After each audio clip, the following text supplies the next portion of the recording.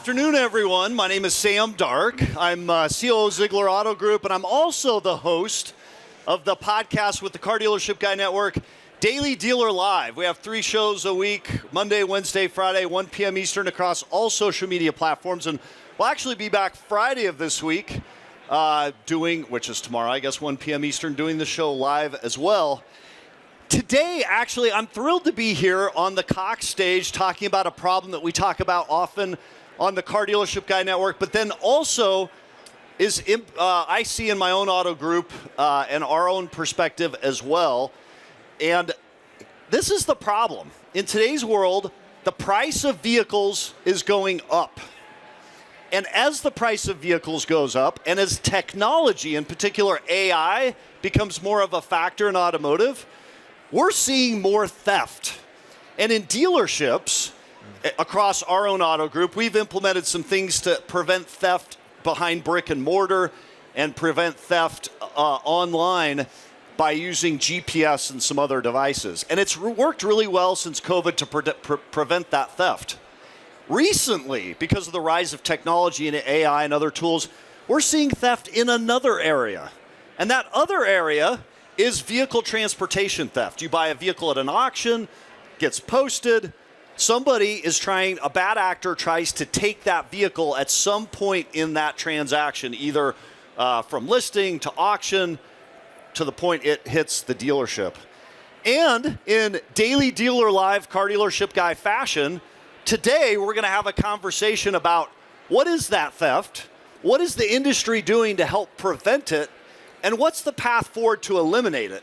Because at the end of the day, we want dealerships, we want our vendor partners, and ultimately we want consumers to win in securing vehicles. So let's have the conversation. Today joining me from Central Dispatch with a marketplace perspective is Lainey Sibble. Lainey, welcome. And actually at this point, I'm going to sit down because I'll just stand and pace all day. From the National Auto Auction Association, providing a perspective on auction industry, is Paul Lips. Welcome to the, actually I say welcome to the show. This is not a show, this is a presentation, whatever it is.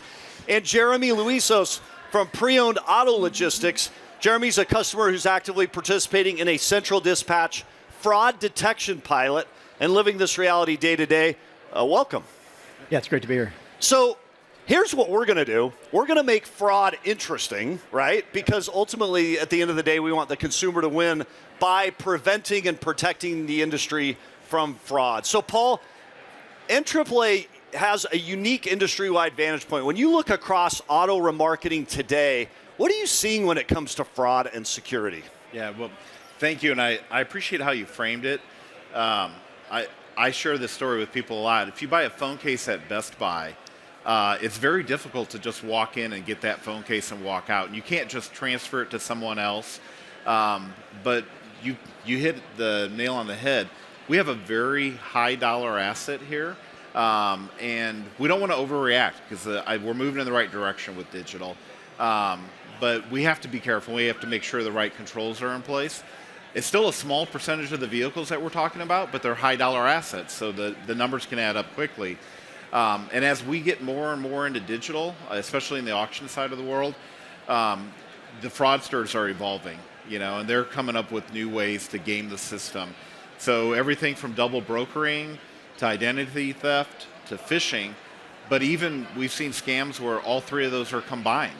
And so you still need the humans looking over it, but digital can be there to help us as well if we embrace it to minimize the risk and help prevent fraud. So we have to take advantage of those better tools that are coming down the pike with digital. And I love that perspective about the Apple Store. We've all walked into the Apple Store. Apple's done a nice thing. They have implemented technology to prevent that fraud, and they've still allowed for a very quick process. However, they still have technology, and you have to go through steps to pick up those units. They're not just handing them out at the front door when you say, hey, I bought an iPhone. So so let's bring this, Paul, what do you see as the biggest vulnerabilities that are showing up? Yeah, so I think there's different geographies where the risk is higher, as well as the different handling locations. So I would say, the pickup locations are pretty high on the list as an area where we need to improve. it's hard to have consistency at a pickup location if they're not connected through the technology with the systems for the rest of the transaction. And so we're very good at the other parts of the transaction, but the consistency gets hard at a pickup location. So it comes down to process, having a standard and sticking to it, and also identity, verifying the identity of the individual picking up the vehicle, and always sticking to those three things: process, standards, and identity. Yep. So it's good when you talk about process, not about panic, it's about following the process. You sort of talked already about some of the vulnerabilities that you see. So, Jeremy, let's bring it down to ground. You deal with the logistics side. You deal with vehicle movement every day. Yeah. When you hear Paul's describing this environment, some of the challenges that technology and AI and some of the other opportunities create, what resonates in your experience with that? Yeah, I love what Paul just shared. We're seeing a lot of the same. I think the verification piece you hit on is huge. So, unfortunately, auto transportation fraud and theft is nothing new, right? Yeah. But the past 2 years, we noticed an extreme uptick in this kind of activity. And we became aware that organized crime has gotten into the game, unfortunately, right? These are folks that are very sophisticated, pulling off attacks that aren't your sort of garden variety, sort of casual attacks. This is calculated activity. There's three main scams that we're seeing. You mentioned that high value, high target vehicles like G-Wagon and stuff like that. Mercedes-Benz is what they're targeting. So in those types of vehicles, we're seeing three main kinds of attacks. We're seeing phishing attacks, where people are hacking into different platforms and posing as a good actor and redirecting trucks to go pick up vehicles and bring them wherever they want them to go. We are seeing this sort of, we call the pickup deception. It's all too easy. We're here at NAAA right now. It's all too easy to walk into a dealership and say, I'm here to pick up this vehicle, and they just kind of toss to the keys. So missing the verification piece can be disastrous. And third, you mentioned double brokering. It can be as innocent as someone saying, I'm going to have my brother is going to be fine shipping this car, all the way to it's someone totally different. But either way, it's bad. You need to know who's shipping the vehicle so you can give the coverage and the protection that you need. So yeah, we're seeing a lot of that activity, and there's much that needs to be done. I appreciate the conversation around this.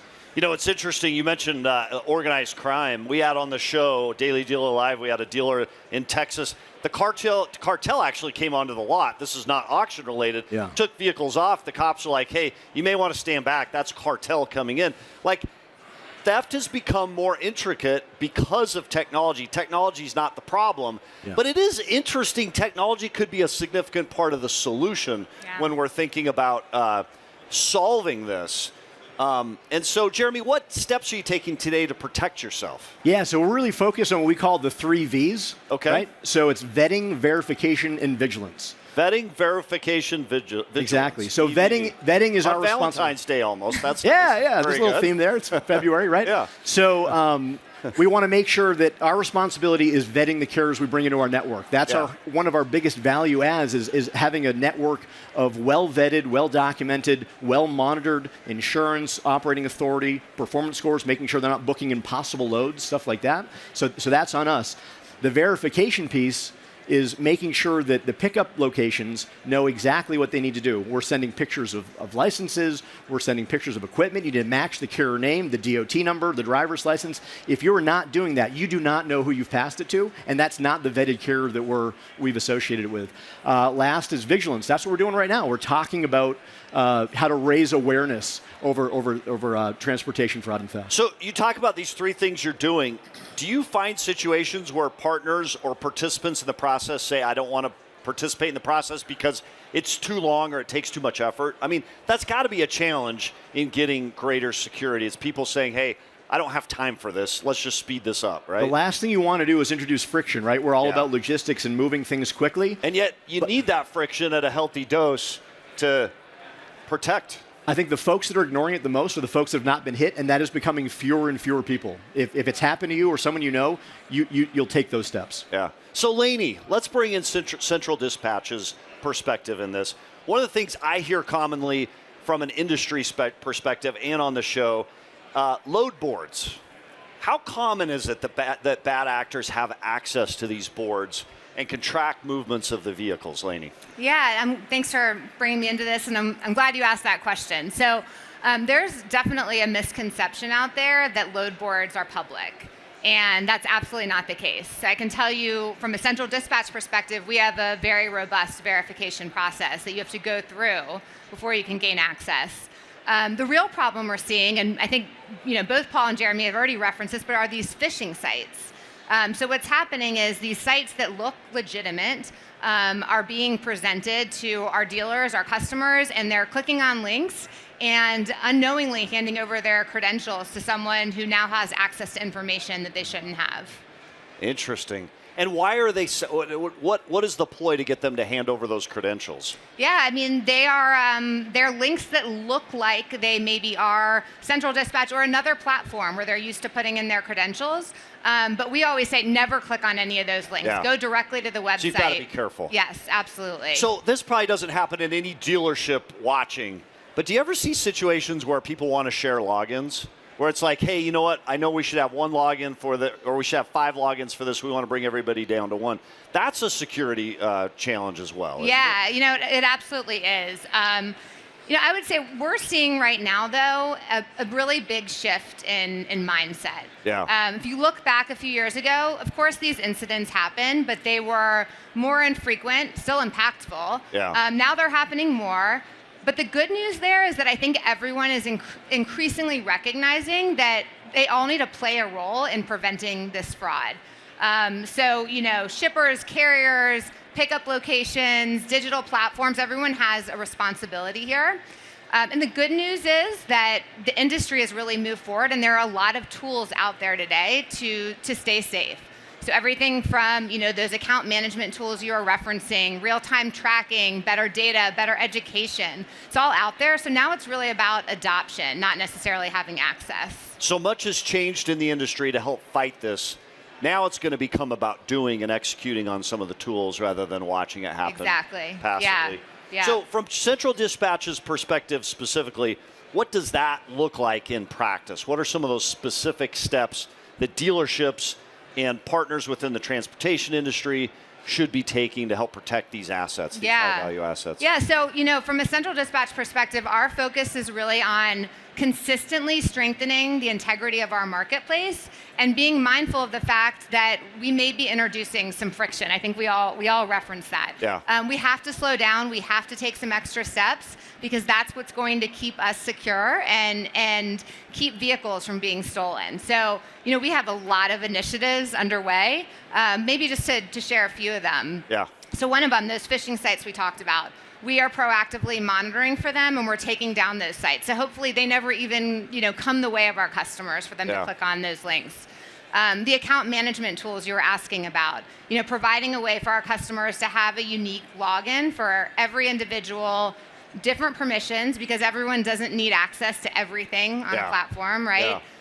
And then, you get notifications when anything changes or there's a new login so that you can make sure that you really are taking ownership of your account. And then we have all these really great customer-facing tools that they can use to help stay secure.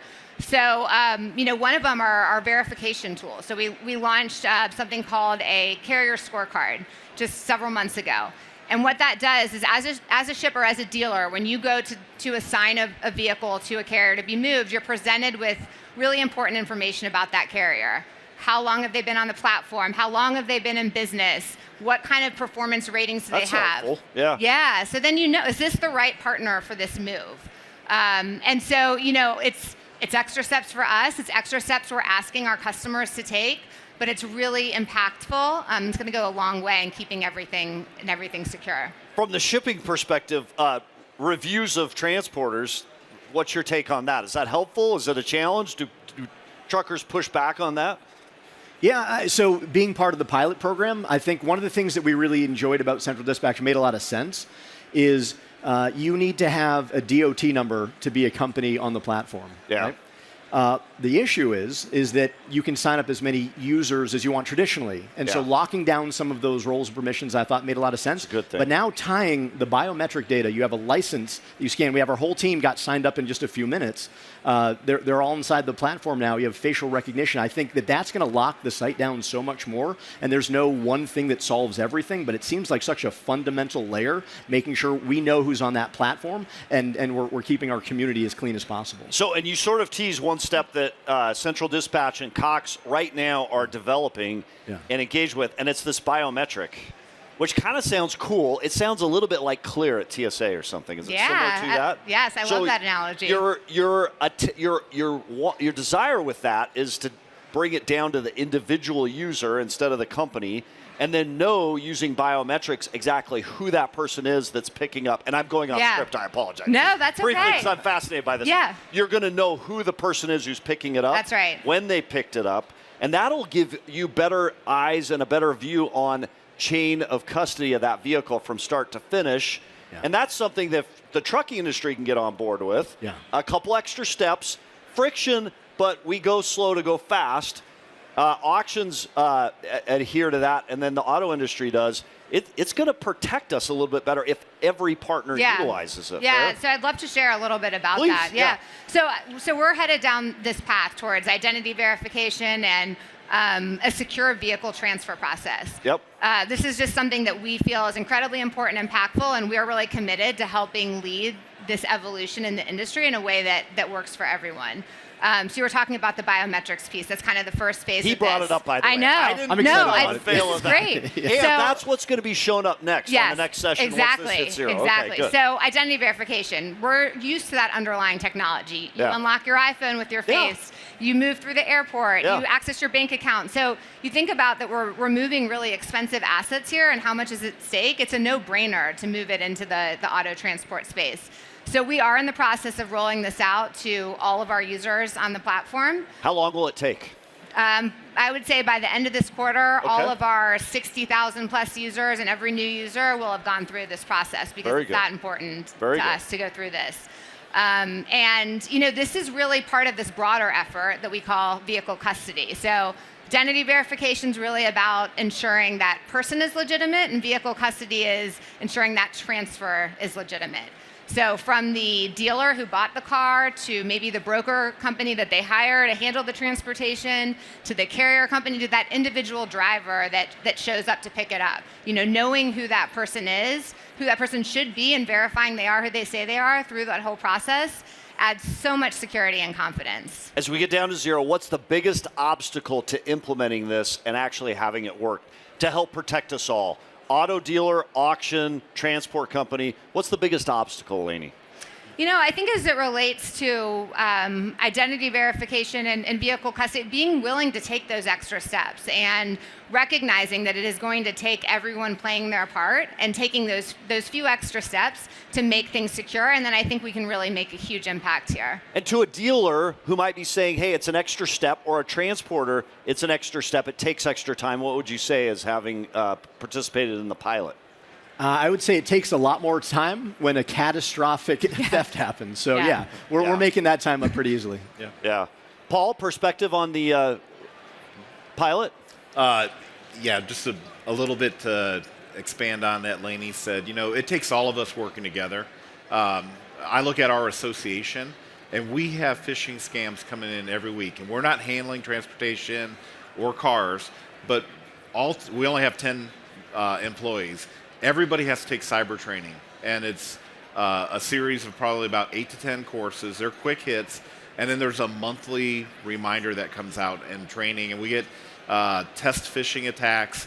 But, if we're all doing our part, don't fall for the scam. Slow down. It's easy to want to react to that email that comes in, but protect your username, protect your password. Those are for a reason. Same with multi-factor authentication. But if we're all doing our part there, that's the first line of defense. And then once it gets into the network, we were talking about how much time it takes. We're talking about a few extra minutes, not hours. But for, as long as auctions have been around, we always want to provide the fastest, best customer service to our dealers because we love them. But slow down, take your time. It's a valuable asset, and do it the right way. Jeremy, having been on the pilot, do you see this becoming the standard? I hope so. Yeah. Yeah, we support it 100%. Yeah. Well, that seems like a good note to end on. It's interesting. It is a problem in our industry, and props to Cox and other partners for coming up with a real live solution. I love the comparison back to Apple. And when you walk into an Apple store, to walk out with a high-value asset, an iPhone or another digital device, there are steps in place that help ensure that the person is who they say they are. Props to you guys for being forward-thinking in doing that in the auction space and in the transportation industry.